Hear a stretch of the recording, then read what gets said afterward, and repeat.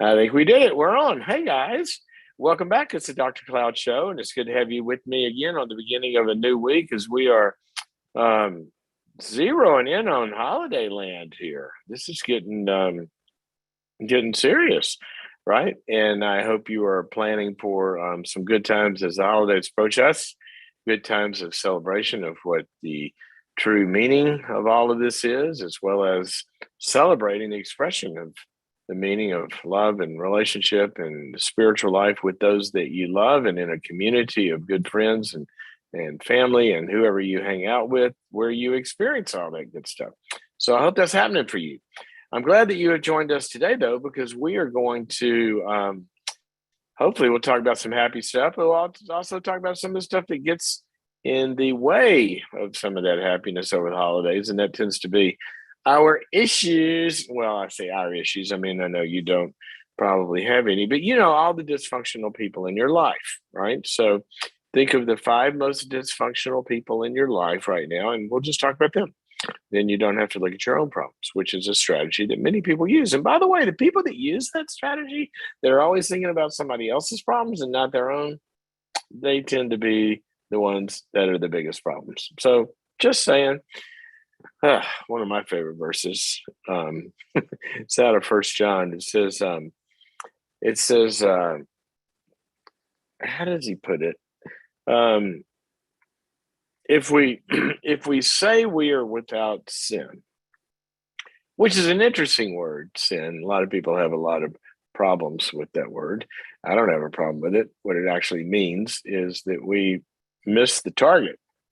We tried to be like this, and somehow we came up short. Tried to be nice, but I was mean. Okay, well, call it that. I don't care what you call it.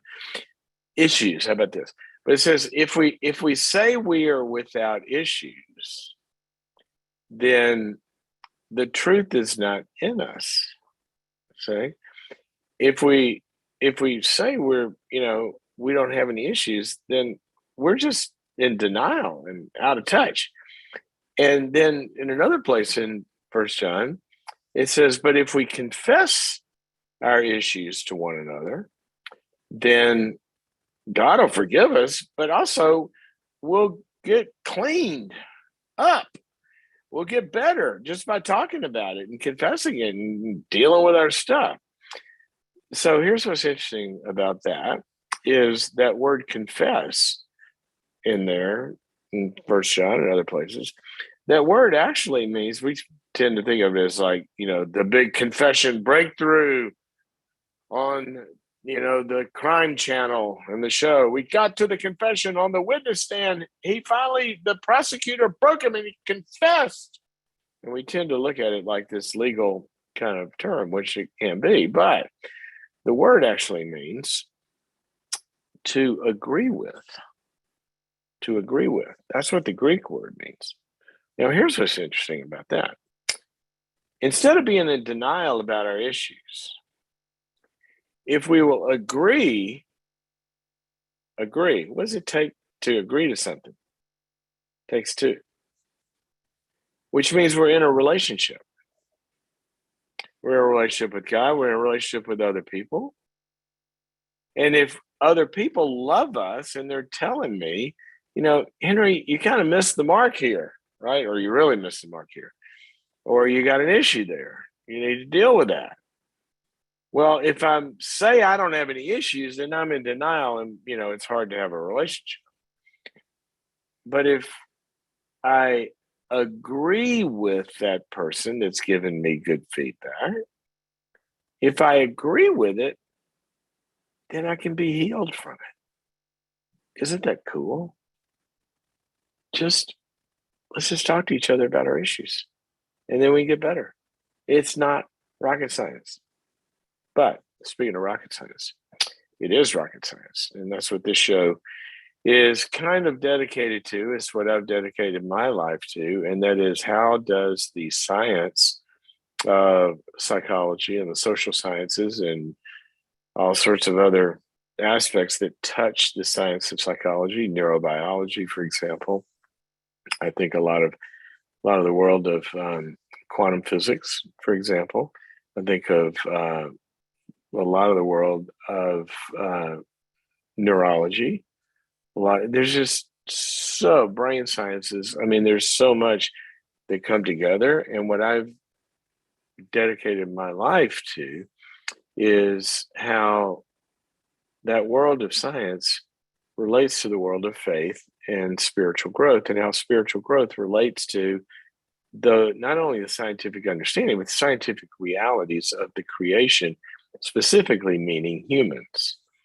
And so how we are created scientifically, the hardware and the software and the chemical ware and everything else that we're made of, and the dynamics that work there, as well as the metaphysical aspects of those, and how that relates to the reality of faith and spiritual realities and growth. And so that's what this show's about. So we talk about all that. 844-940-2774 is the way to get on the program and call in and talk about whatever you want to talk about in that world, how you're feeling, who you're dealing with, who might be a struggle for you, or what might be a struggle in you. And a lot of times those are both true. 844-940-2774 is the number. All righty. I'm going to hop into the thought for the day. And before I do that, I got to remind you guys, we talk about all these principles and all this information and how we get better and how we grow. Well, there is a place where you can go there. You can go to school on this stuff, because I've created a school. Now, not the kind of school you get a degree with that you can go hang up a shingle, but the kind of school where we can learn about what the dynamics are and what the fixes are, what the answers are that drive a lot of our struggles in life. And we can actually get informed about those. And you can find that by going to this website, www.boundaries.me. www.boundaries.me. It's a website that I have built, our team has built, we have built over some time here. It took a while. Right now, we're up to 90-something courses on there of different topics that relate to the clinical arenas of life, your anxieties and depressions and stresses and burnouts and addictions and all that, the relational aspects of life, your marriages and families and dating and parenting and extended family and work relationships, as well as the performance side of life, how we find our strengths and our abilities and turn them into realized goals.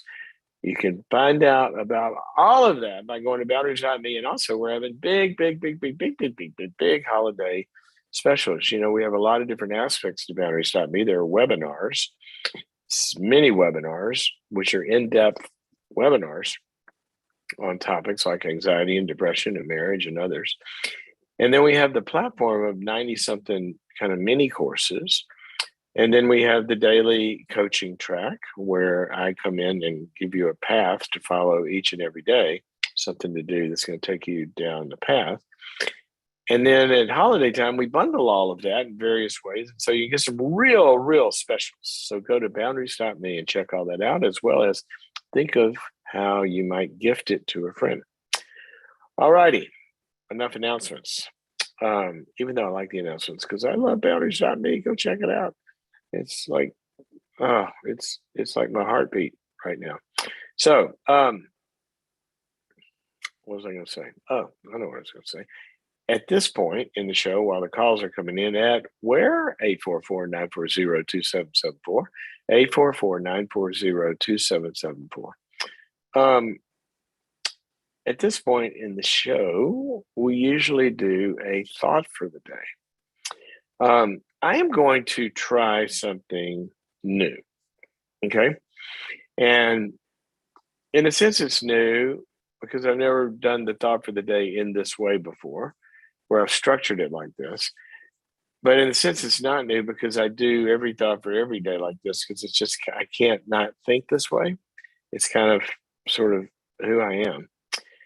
But what I'm going to do for a little while, and I want you guys to tell me if you like this or not. I want some feedback on this, because we always try to listen to you and give you the topics you want and all that kind of stuff.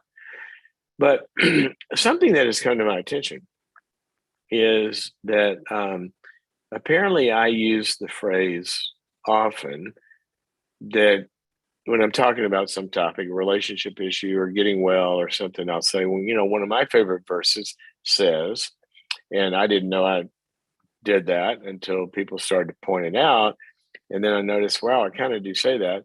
But that for me has meaning in several dimensions. And one is that when I say that, I really mean that because there are passages in the scriptures that are amazing, amazingly scientifically accurate about how all of these clinical issues work and how these relationship issues work that are empirically based, proven by research over and over and over. And then it's kind of how I got born again later in life was when I went to the Bible, I found out, oh my gosh, how did I not see that all this was in there? Where it's talking about how we do life and how psychology works and how we get well. And so I tend to that's what my last however many decades have been about. Well, what I decided to do was I'm going to begin the show for a little while, and you tell me if you like this or not. Is I'm going to pick one of my favorite verses each day, but I'm not going to pick it just to have a Sunday school lesson.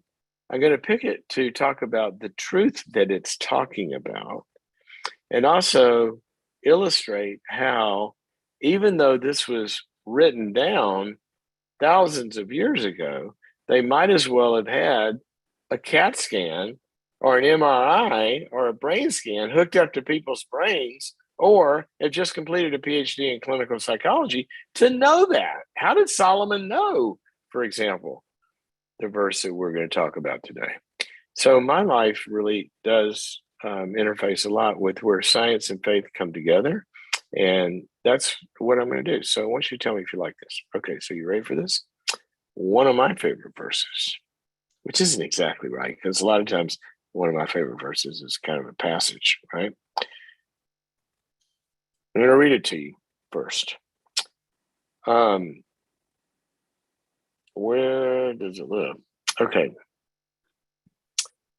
It is better to go into the house of grief or mourning or sadness or pain than to go to the house of pleasure or feasting or a party. For that's the end of all men, and the living will lay it to his heart. So you're going to be thinking about this. All right, so listen to this. Here's where we get to it. Why would it be better to go into the house of sadness than the house of pleasure? You ready for this? Sorrow, sadness, is better than laughter, for a sad face can make a heart happy. The heart of the wise is in the house of mourning, but the heart of the fools is in the house of pleasure. All right, now I'm going to say that again. Here's basically what it says. It says that it's better to go into this place where you're facing your sadness than to go in a place where you're just looking for pleasure, because facing the sadness can actually make your sad face turn into a happy face. Wow. Really? You're telling me I'm depressed or have some other malady, clinical malady, I'm addicted, I'm out of control, I'm narcissistic, I'm selfish, I'm whatever it is. But let's just take something innocent like depression or anxiety or PTSD. And what that verse tells me is, so if I've got depression, I got a sad face. If I go into the house where mourning happens, okay. Now, by the house of pain doesn't mean a place where you go get beat up. It means a 12-step meeting, a therapist's office, a place where people are grieving pains in their lives and facing things like in a support group. So if I go over into that meeting on Wednesday night at 7:30 and I face my pain and I deal with my pain of the trauma that happened to me that I never faced, you're telling me that if I can make my face finally be sad by talking about how much that hurt and what it felt like and how painful it was, that something's going to happen. And what's going to happen is that process is going to do its work. And then I'm going to have a happy face because my pain is going to be gone. Are you kidding me, Solomon? Is that what you're saying? Yeah, that's what he said. That's what he said. Right there in the Bible. Ecclesiastes chapter 7. All right. And then he says something else. That's better than going to the house of pleasure. All right. So let's take the example that I just used. Let's say somebody is a sex addict. But what's driving their sex addiction is things get triggered that bring up different painful emotional states. And when they get triggered, they go into the house of pleasure. So they might go find a sexual experience, an illicit sexual experience, an addiction to porn, some other kind of whatever. Why? To feel better because of their unresolved pain and trauma that they're not facing. The loneliness, the powerlessness, whatever it is, the abuse. So they go have a sexual experience and they do feel better. The Bible says that too, one of my favorite verses. It also says the deceitfulness of sin is that it does feel pleasurable for a season, but it's time limited. It's like a sugar high. So then you got to have another one. Then you got to have another one. And then you have another one. And it never ends. And then you're back to the sadness. But you go into the house where you face your pain. So you go to your recovery group or your therapist, or you go process it with a friend, or you work through it. Then you can leave it behind and you're going to be a happy person by resolving pain. Wow. Isn't that amazing? Right there in the Bible. That's how I got born again. It's when I had seen the Bible as like this religious kind of something that just kind of, I don't know, divided people or judged people, or I don't know how I looked at it. But then when I came to faith in a deeper way and I started studying how people grow and how we change and how we get better and the science of all that, and I went back and read the Bible, I was going, oh my gosh, it's all right there. It's right there. I couldn't believe it. So that's just one of my favorite verses for the day.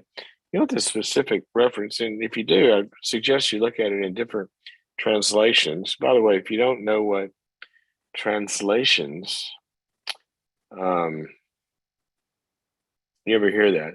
Well, you know, you can't believe the Bible because they got different translations. I mean, there's in the original manuscripts, which they got a pretty good, like, you know, 99 point whatever percent. We know what the original manuscripts say.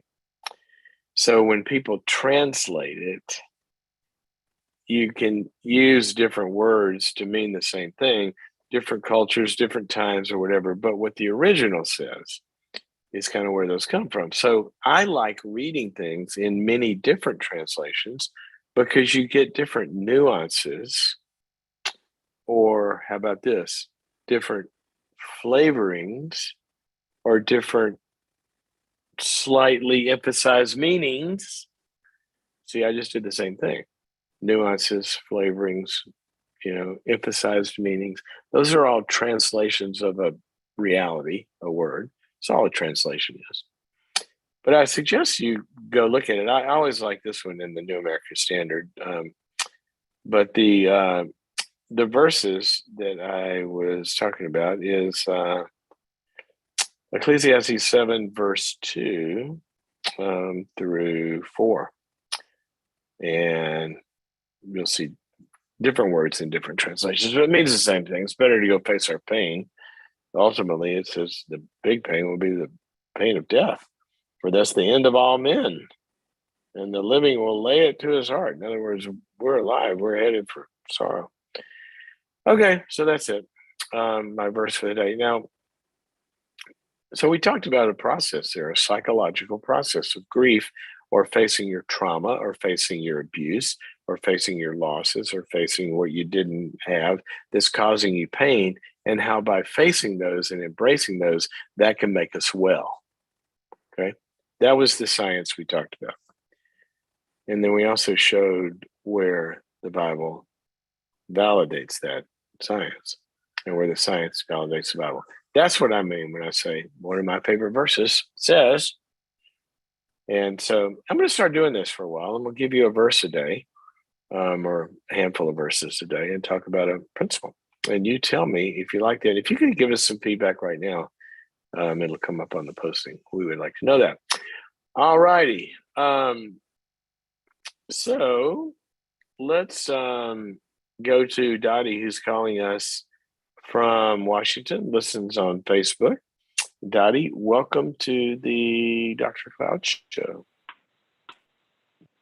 Hi there. Hey there. How are you? I'm doing okay, thanks. Tell me how I can help you. Thank you for, I appreciate you taking my call, and really appreciate your insight. And I'm super nervous, so I'm hoping I can make sense of my question. If not, Albie did a good job of summarizing it, so we'll get him on the line to put it all together if we Dottie, need to. You just illustrated one of our most like firmly held principles, that whenever we struggle, we just reach out and get some help, and we'll get Albie on the line. He can do it for us. Yes, that's a good plan. Well, you're doing great so far. Nervousness is pretty normal when you do something you've never done before, right? So you kind of your body just sends out a few chemicals. It says, "Hey, you've never done this before. You better be awake," and it just awakens you. Doesn't mean anything bad is happening. So you're doing great. Well, thank you. I appreciate that. So my question is, first of all, so I have been diagnosed with bipolar 2 for many years now. And I have discovered at this point that there's never going to be a magical pill that fixes me, but it's going to be a journey that I'm on that will probably always be a struggle for all my days. But God is good. And Wait, tell me, before you go further, when you say there's not going to be a magic pill, you mean that like you used to be bipolar and now you're not, or you mean there's not some medicine that can help you? Which one of those did you mean? Oh, I am on many medications that help me, but they are not going to cure me or magically fix me, is what I've learned. Okay. I was diagnosed in 2009 after many years of struggling. So it's been a long time, and I function very well. I have a family. I'm a nurse. I'm highly involved in our church. I function well, but I still struggle. You know what I mean? Like the struggle isn't going to go away, and there's I will always have my ups and my downs, and there isn't going to be. For years I thought, well, if we could just find the right cocktail, right, the right mixture of medication, somehow I'll just cruise from there on out, right? I won't have any more of these ups and downs. But that's not my reality. Have you ever been on a cruise? I have, yes. Well, even in a cruise, you can encounter some rough seas, right? So I think both both can be true. And I like what you're saying about you. Yes, you're taking medicine and you find that very, very helpful, but you also find that there's some rough seas sometimes. So that's a pretty good perspective. So my question is when I'm having my rough seas, as we would say right now, as we're talking about it, how do I know what is what is me, my character flaws as a person, what's me being sinful, what's me being a flawed person versus me struggling with my illness. You know what I mean? Like, I don't even know if that makes sense. Albie might have to put it together. No. It makes perfect sense. It's one of the biggest questions that your psychiatrist and or psychologist is always trying to, when they talk to you, kind of figure out, and just to let everybody else know who, and sorry if the camera's moving around, I'm still recovering from knee surgery, so I have to prop my leg up at times and I have to move the camera. So let me say this real quick, Dottie. A lot of people might not know that there are certain what we call psychological conditions, mental health problems, however you want to phrase it, that are are heavily, let's just say it that way, heavily weighted in the genesis of them and where they come from, biologically. See, our brains are basically machines that run on hardware and software, and our functioning as humans is electrical in nature. Your nerves and synapses and all that have to fire for me to be speaking right now. There's got to be electrical messages that are going through gazillions of billions of neurons to tell me what even the next thought to have, or what thought to have after that one, or when to say this, or when to shut up, and all that. That happens all with hardware and software. And that hardware and software, the hardware meaning our wiring, the literal nerve endings, and the chemistry that lives in those nerve endings called neurotransmitters, that's machinery that is physical, literally physical, like your computer is physical. And there are certain mental conditions that are much, much, much more biologically driven and affected than are others. And bipolar illness is one of those. And we have genetic predispositions to all of this, et cetera, et cetera. And so with bipolar illness, you can be talking to somebody in therapy or telling them to face issues in their life, as Dottie is talking about, for a long time. But if the brain isn't working, then that's not going to be all you need. And so there are certain medications and certain classes of medications that basically come in and stabilize all of that and get the brain chemistry to a place where people go back to normal. And then their brain works well, and then they can work on their spiritual growth and psychological growth and all that. So that's why Dottie's at. Dottie, have I gotten it right? Is this why you're asking the question? Yeah, no, those are good insights. I guess my struggle is I am on medication. I am relatively stable. I just have it's not always smooth sailing, though. Do you know what I mean? And exactly, even though, and it's never, and it's, I should say never. It's often not binary either. Sometimes there are psychological issues. For example, a loss. If somebody has an extreme loss, they go through something hard, that can trigger the biological stuff as well. And somebody can get, for whatever reason, sometimes we don't even know, the manic side can kick in, or the depressed side can kick in. And you have bipolar too, which means it might not be as extreme, but you're still going to have those ups and downs.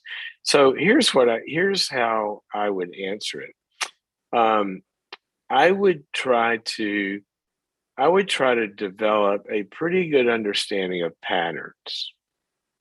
Okay. That there is oftentimes a cyclical nature to this, right? And I would keep an ongoing kind of journal, if you will, of the patterns of how I'm doing and how stable the emotional life feels, either up or down, right? And then you might, see some cycles in there, And that's something a good psychiatrist can really look at and sort of know how that's working. But also, what that's going to tell you is you might find that, wow, I tend to go in a low point every time I've talked to my extended family. I tend to go into a low point every time I've gotten some, like a bad review or something from my job, or when I've had a conflict with somebody that where the attachment has been threatened in some way, or 1,000 other reasons. And what I would want to do is I would want you to notice, are there patterns, like any of us has to do? Are there patterns that certain dynamics in our lives tend to throw us into certain kind of predictable responses? And I've treated bipolar people that the bipolar stuff is real, it's true, it's medicated, but we also know that there were some very predictable patterns they were going to go into based on what was going on in their life. And we learn, you learn after a while to notice, every time you talk to your mother, this happens, or every time you go to a movie where the trauma gets triggered, this happens, or. So I'd be looking for patterns in both of those. And then I'd be addressing them in some form of good therapy. Yeah. Okay. Are you in therapy now? That's helpful. I have done therapy off and on for many years, and right now I'm on a waiting list, waiting for somebody to have an opening. So she's hoping that maybe at like the end of January she can get me in. So I'm hopeful. Good. I have done it many times in my life. Good. And have you ever you never had a manic episode though where you went full blown manic? No, I never have been manic. It's more of a mood stability issue. Yeah, I see a psychiatrist and he says I'm bipolar too. I did see one other psychiatrist. He said I had major depressive disorder with mixed features, which kind of an agitated depression describes me well. That's kind of my struggle. Yeah. When I'm in my worst moments, I've never been manic like you think of manic, but I do have this irritability with depression. Are you on a mood stabilizer or are you on an antidepressant regimen? What are you on? I'm on lamotrigine, lithium, olanzapine, and Wellbutrin. Okay. Well, it sounds like somebody's really worked on it, putting together, as you said, a cocktail. So if that's giving you stability, I would just monitor it. Okay. I got to go to some other callers. You've called in about one of my favorite topics. So I could talk to you for a long time, but unfortunately I have to go. I'm going to do something though. I'm going to gift you a webinar that we have on boundaries.me. It's called Restoring Our Brokenness. And it will actually talk about not only the combinations of some of the the medical stuff that could go into various disorders, but it's going to talk about some of the main dynamics that tend to trigger these things. And I'm going to let Albie get your information, and I'd like to gift that to you. It's called Restoring Our Brokenness. It's a webinar. It's actually on boundaries.me. So watch it and see what you think. Thank you so much. Thank you very much. Thank you for your call, Donnie. Oh gosh, it is tough sometimes. One of my favorite verses says in Psalm 139 that we are wonderfully and incredibly complicatedly, fearsomely constructed. We are so complicated, is what that verse says. That the way God has made us, it is not a simple drawing line from A to B. There's biological factors, there's experiential factors, there's current factors, there's past factors. There's so many things that go into a lot of times our current state. So we are going to do something else here. I said one of the things we started to experiment with and get your feedback from is I take calls on the program, but also if you didn't want to, call in, you could text your questions in, and so I'm getting those here. And let me go to where it's kind of hard when I'm supposed to be talking to you guys and I'm reading your questions. Here we go. With the husband seeking exit strategy for marriage. This is an interesting one. Do you know what drives a woman with vaginismus and disengagement with the husband to seek an exit strategy from marriage by committing adultery? How do you help someone like that who has low self-esteem and high sexual compliance? Well, it doesn't sound like high sexual compliance in the adulterous episode, right? That's not actually compliant. But you may have meant high sexual compliance in the marriage, maybe.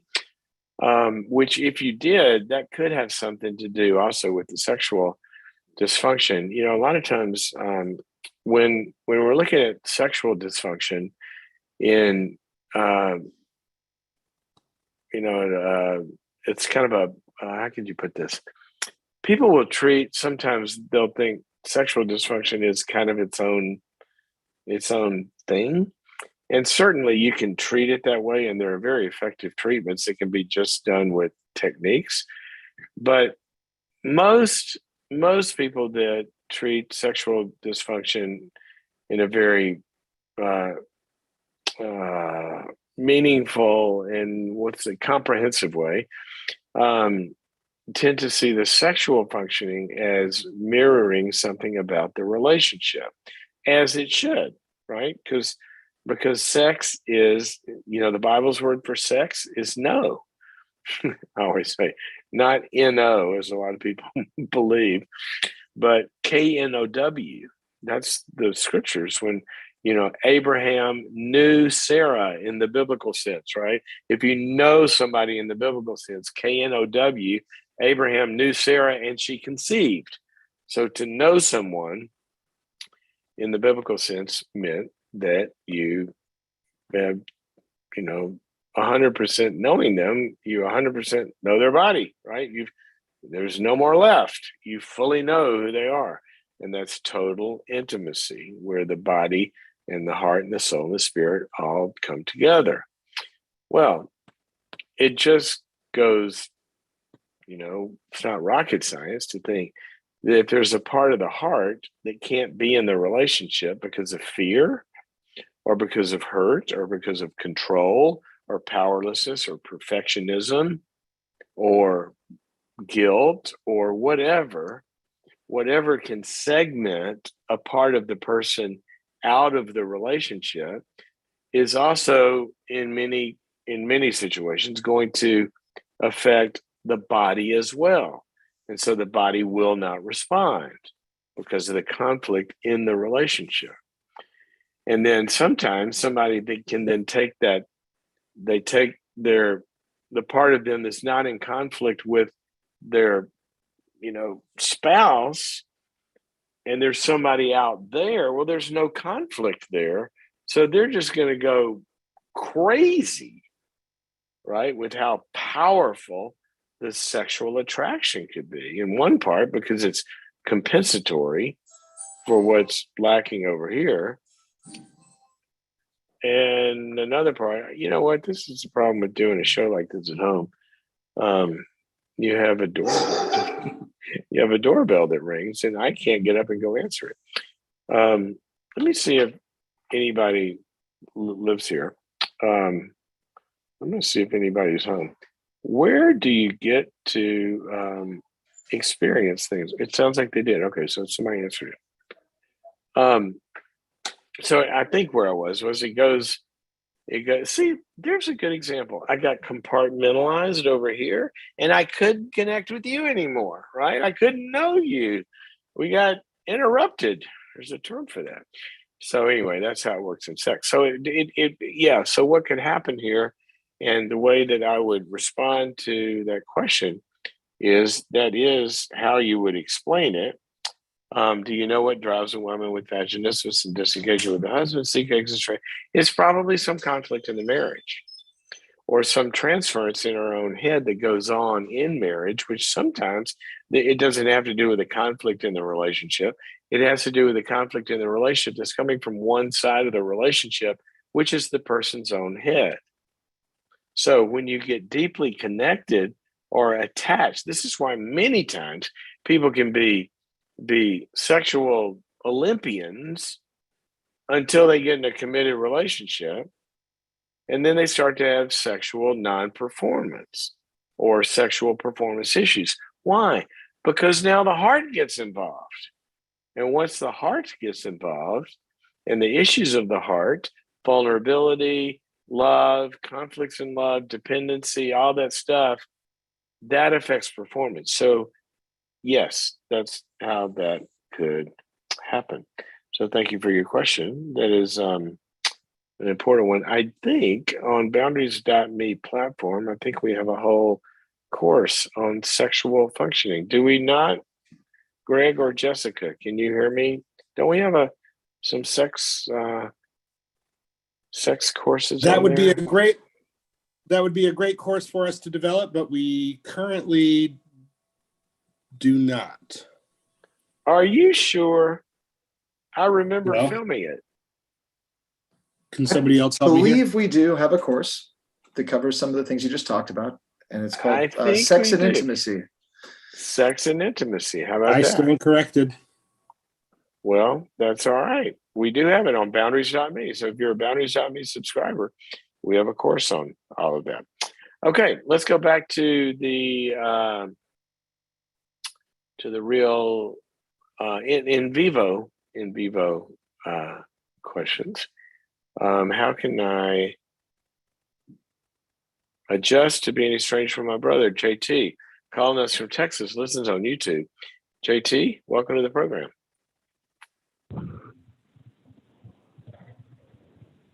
Hi. Hey. Hi. Hi, you're live. How are you? I'm doing okay. Okay. Well, tell me how I can help you. Well, I came on here to ask a quick question. Recently, I made the decision to step away from being in contact with my brother and his girlfriend due to me feeling forced to have a relationship with his girlfriend and it getting to the point to where I had to have a conversation with her before even coming over there to he and his girlfriend's place. And I just felt like things were being forced and that it was too much for me to go through. Can you help me, JT, flesh that out a little bit? So you and your brother have a good relationship before the girlfriend? Yes, we're very close. We lived in my parents' house up until now. Oh, how old are you? I'm 27. My brother is 30, about to be 31. And so you all lived in your parents' house until now? Yes, he just moved out not too long ago. It's probably for the first time? 6 months. For the first time, yes. And you're still there? I'm still here. I'm still at my parents' house. And your parents are alive? I'm sorry, can you say that again?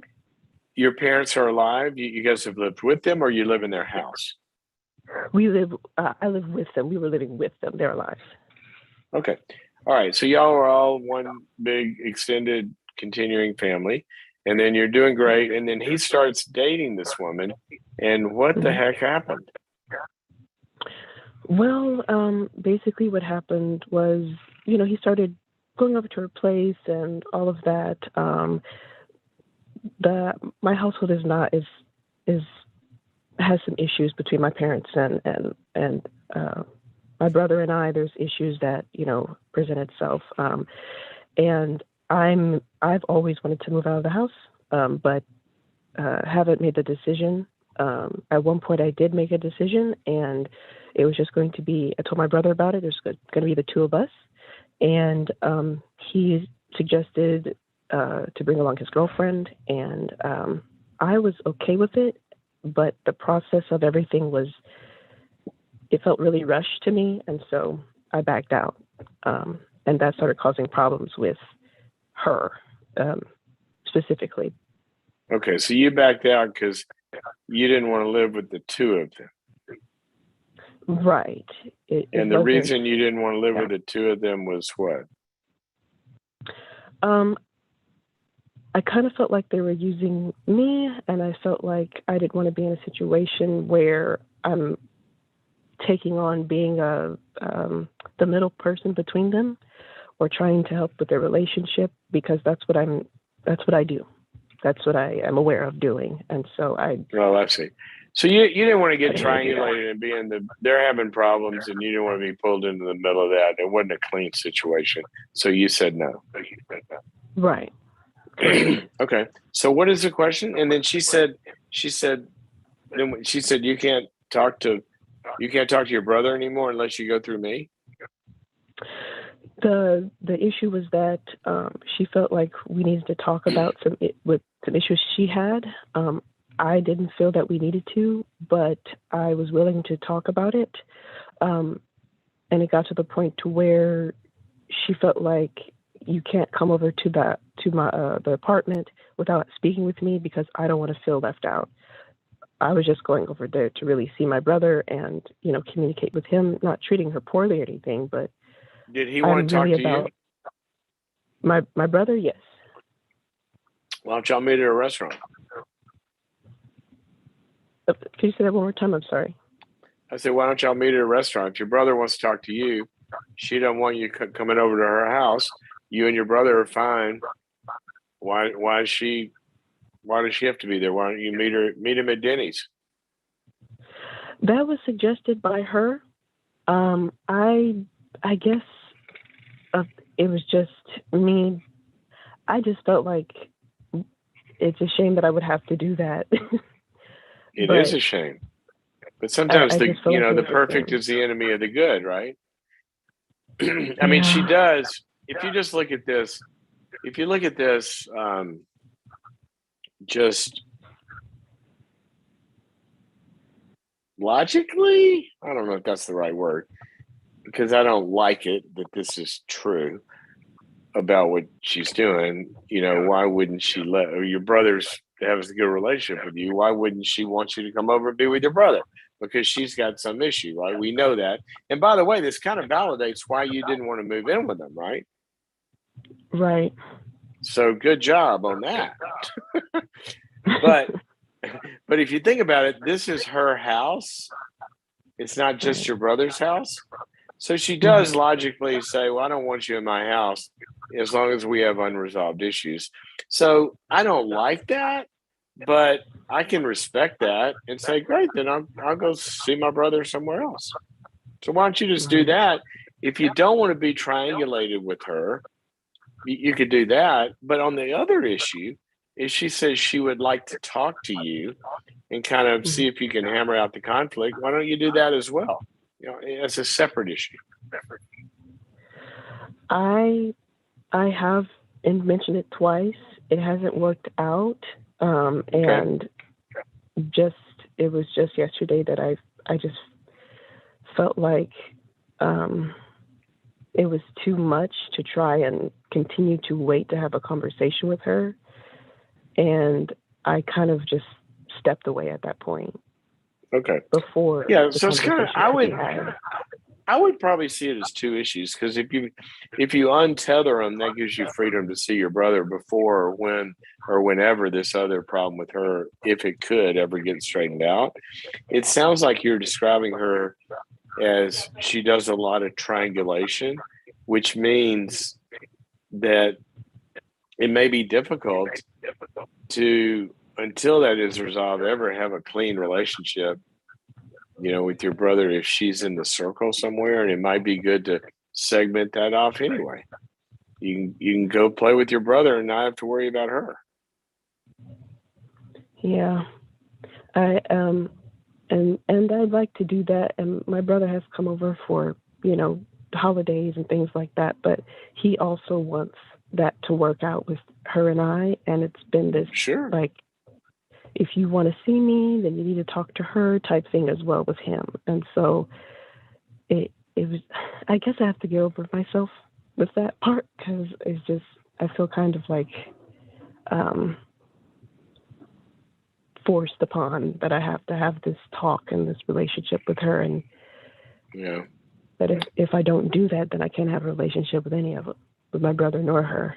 And so and here's sort of the, I don't like that either, but here's sort of the, and I'm reading between the lines here and I could be wrong, so don't take this as truth, but when you see, generally speaking, if there's a lot of triangulation going on, then somebody also can tend to think in what psychologists call for and against ways, which basically means if you're not for me, you're against me. Right. Okay. And if you are for her, you're against me. So in other words, it's kind of like, to her boyfriend, she's saying, well, if you'll be friends with your sister while she's not being friends with me, then you're not friends with me. So my enemies have to be your enemies. Right. Which is a not so helpful way to negotiate life, right? Because it pulls everybody into everybody else's conflict. And so I don't like that either, but I think you're generally going to find that dynamic alive and well here.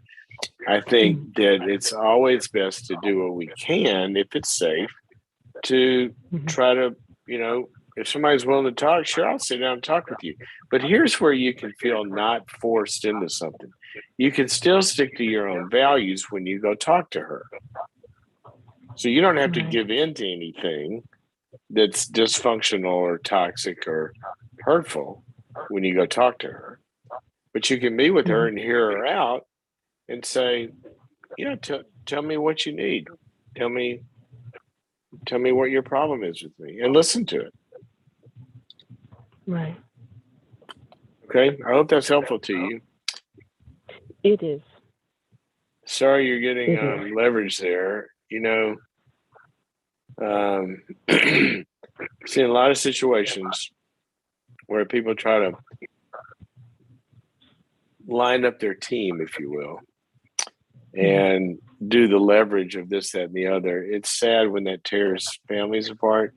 I like for people to have as best or as most relationship with each other as they can. And so, your relationship with your brother is very important. And if you can continue that by not having to go over there, then that's great. But also do what you can to meet with her and see what happens. Okay. Thank you for your call. It's a tough thing when people pit each other against each other. Triangulation's a tough deal. A tough deal. And when people kind of get upset, if I got a friend and I got another friend, and then I got a conflict with one of the friends, but I'm fine with the second friend, and that second friend is fine with the other friend that I got a conflict with, then why do I have to make them have a conflict? If it doesn't involve, I'm not in their relationship. They may be fine. And so to divide relationships, sort of, if you're not with me, you're against me. Maybe they're above it all. Maybe they transcend it. Maybe they're neutral. Maybe they want to be redemptive. And we need to have the ability to sort of transcend that too. So let's go. You know what? I don't know if we have time to go back to the phones. We only have a few minutes. I'm going to go back to one of our texted in texted in questions here to give the people that are writing in that way.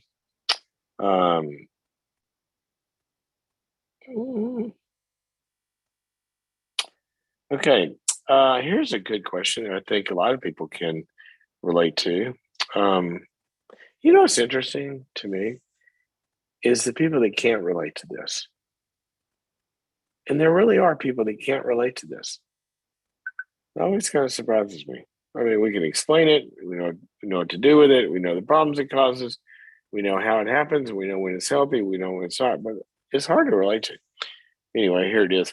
How do you recommend not being so hard on yourself? What I meant was, there's some people that just not hard on themselves. Okay, I guess the water they drink is different. Well, generally speaking, we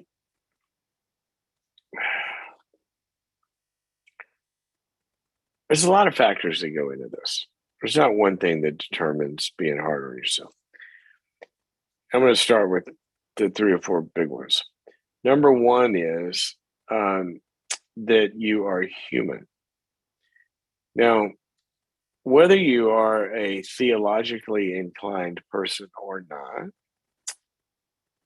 meaning that you have a faith that interprets life in the way that I see it through the scriptures. Maybe you're just a psychologically aware person, that what you will find is that what the Bible says is true. Whether or not you believe in the ultimate truth of it or not, the truth that it's speaking about is true.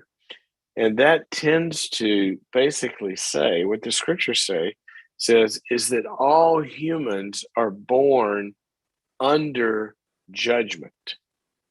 That's an existential reality of this universe, that there is a standard that is in our DNA that we live under, a sense of oughtness, right? That things ought to be like this, and I ought to be like this, and you ought to be like this. And we have a standard. And even the most, it's like C.S. Lewis said, some people say, well, I'm tolerant of everybody. He says, well, yeah, they say that until you go punch them in the nose and then see how tolerant they are, right? Even their physical self is going to react and not tolerate that. It judges it. So the whole human race, the Bible says, because we fell from perfection where there was no judgment, we fell and now we're under judgment. So we sit under this cloud of judgment. Now, that cloud of judgment is about the gap between where we are and where we ought to be. Now, that refers to ourselves. It refers to other people. It also refers to the world around us. One of the famous lines in the whole self-help genre of the universe was Scott Peck's opening line in the book, The Road Less Traveled. The opening line said this: life is difficult, period. And then it said this: once you understand this, then life becomes much less difficult. Meaning this, that if we don't accept the reality that things aren't perfect, life's not perfect, you're not perfect, and I'm not perfect, if we don't accept that reality, we are going to be too hard on ourselves. Because it's going to be a demand. So when I wake up every morning, hopefully, I have an understanding I'm going to go through the day, and there's going to be some moments I'm not as good as I should be. I fall short. And when that happens, what that does is it equips me to normalize it. And see when I have a thought I wish I didn't have, or I have a reaction I wish I didn't have, or I don't follow through on something like, gosh, I should have done that, I didn't, or whatever it is, that I'm going to accept that reality, and I'm not going to respond to myself by an unreality, which is to say, well, you shouldn't be that way, Well, yes and no. I violated an ought. I violated a should.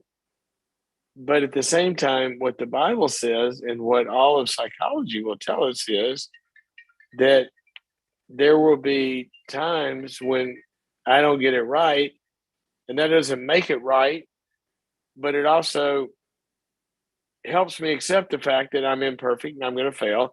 And there's a remedy for that. It's called forgiveness. So the remedy, after we accept that we're going to make mistakes, is to make ourselves available to forgiveness. And once you begin to do that, and see, it's hard for people to feel forgiven if they don't take that first step. If you're still in denial about that you're somebody that can make mistakes, then you're under a demand to never make a mistake, and you just get beat up every time you do. But if you can accept what the Bible says and what every good psychologist would tell you, gosh, we're on a theme today about psychology and science and the Bible saying the same thing. If you can get over way back to the original cognitive therapists, kind of, Albert Ellis, stop shoulding on yourself and the shoulds and the oughts and the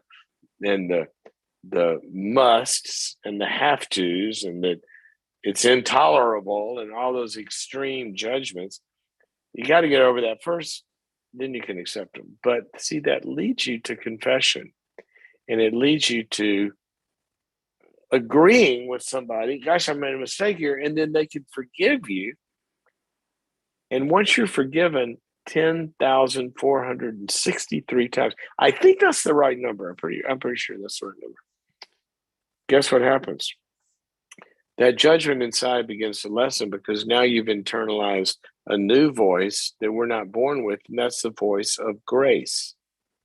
And what the Bible says, and what psychology affirms, is that as we grow in grace, meaning as we experientially grow in having people accept our imperfections and our failures, then that bullet shooting gun inside of us begins to grow as well. It begins to be less harsh. So I mentioned 3 or 4 of these. I'm going to race through a couple more and then we got to stop.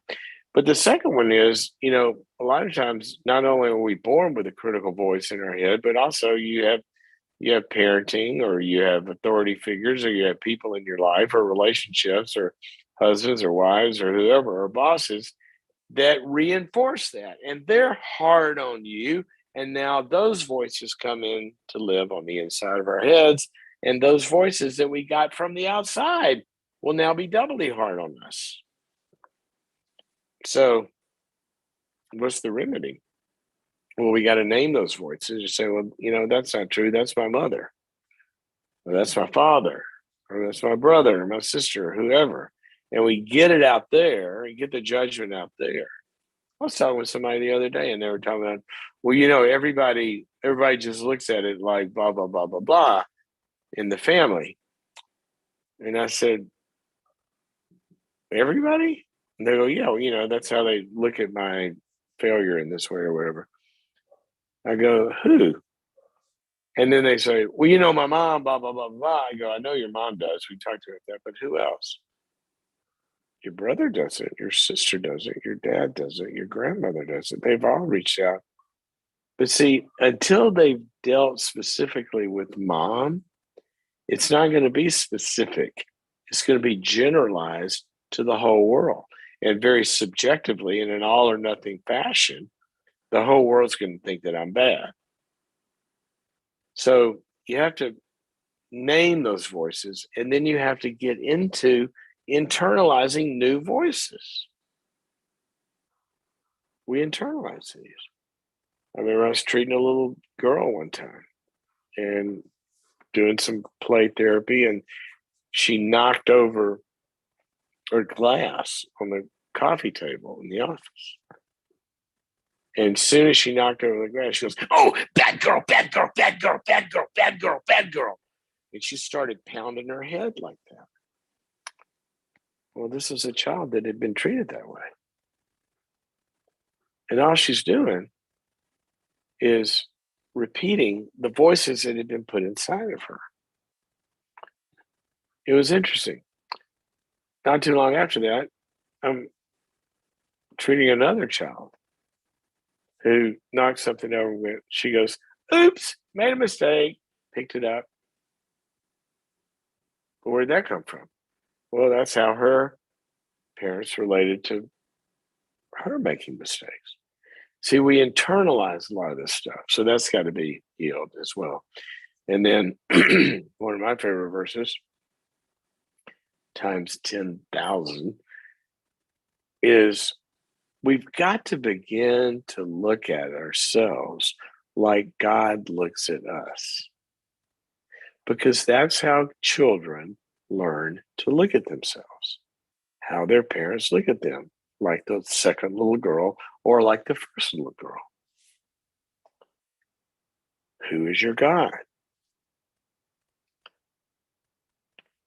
I find the gods that we make up are much more difficult than the one that truly is. Because he understands. Let me give you a few of my favorite verses.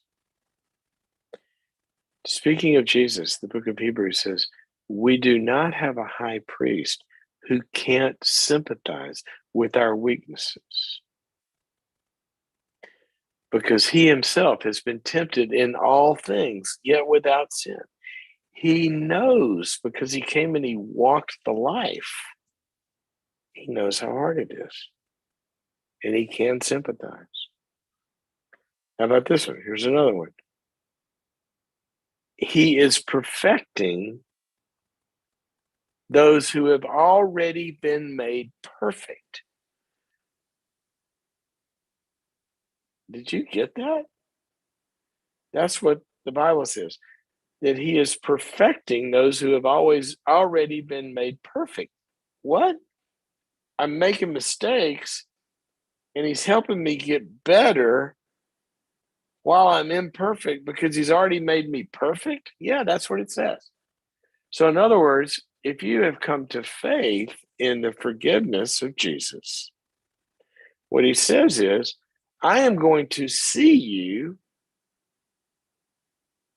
as you literally are in my brain, which is you're 100% forgiven. There's no being hard on you. You've already been made perfect. Now, let's start to walk into how I already see you.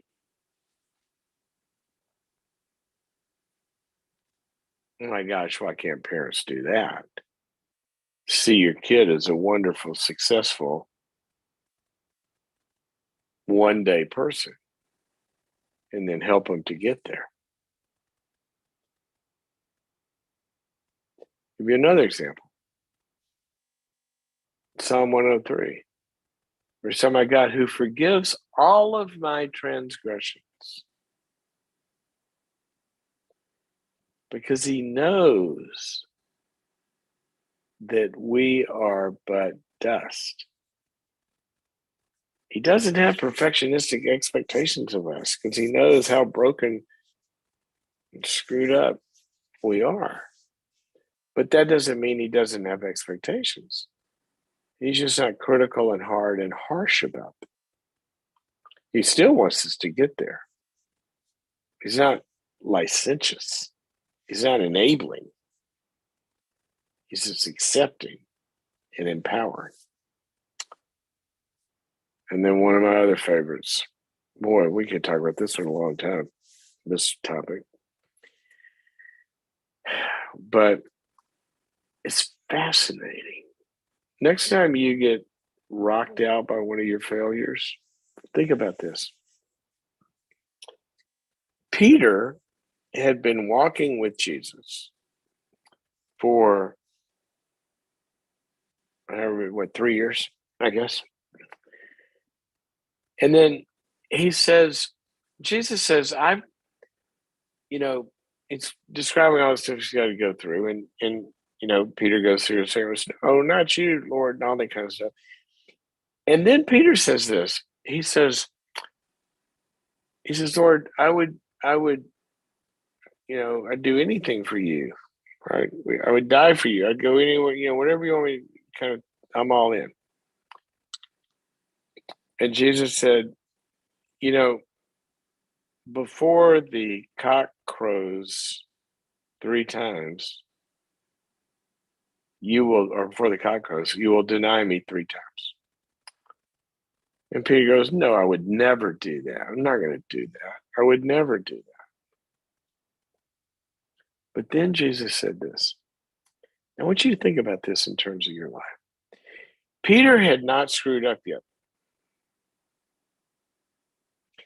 Jesus is looking down the corridor of the next few days and sees how he's going to screw up. And then he says to them, "You're going to screw up." But then he says this, "But after you have returned, you will become a source of strength for many." So what did he just say? Peter, you're going to fail. I can see it. I wish it weren't true, but I see it. You're gonna screw up. But no biggie. Because after you've kind of figured it out, you're gonna help a lot of people.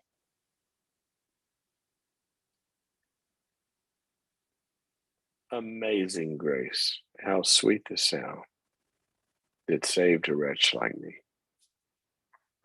I once was lost and now I'm found. Think about that. He knows you're going to fail. And he still sees a future and hope. So that's what I mean by, you want to get over this, get in touch with the God who is instead of the God we make up. All righty. It's been so fun to be with you guys again. Apologize for my moving around, and this isn't a very stable.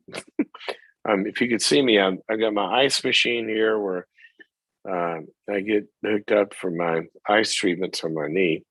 And if you're just tuning in, I had a total knee replacement, and I'm recovering from that. And so I'm lying on the couch. That's apropos, right? The shrink's couch, but it's usually not the shrink that's lying on the couch. I'm supposed to be sitting back there, and you're supposed to be here. But here we are today.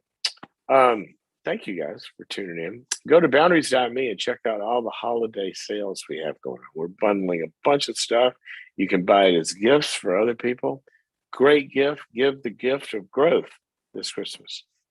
All right. I will see you